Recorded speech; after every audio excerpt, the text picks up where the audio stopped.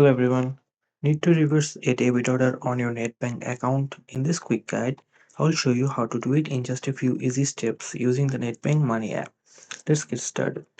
Now, first open the Nedbank Money app on your phone and log in using your Nedbank ID, app PIN and fingerprint. Now once you're in, select the account you link to your debit order you want to reverse. Next, tap on the debit orders tab and to see a list of your active debit orders. Choose the one you like to reverse. Now tap on the reverse debit order and select the reason for reversing it. Once you have made the selection, confirm by tapping reverse debit order again. And if you want to prevent this debit order from happening again, you can tap stop debit order to block it from being processed in the future. And that's it. Reversing a debit order on the Nedbank mobile money app is simple. Remember, you can also reverse debit orders using the Nedbank online bank.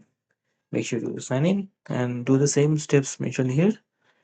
And thanks for watching. Don't forget to like, subscribe for more quick how-to guides. And I'll see you in the next video.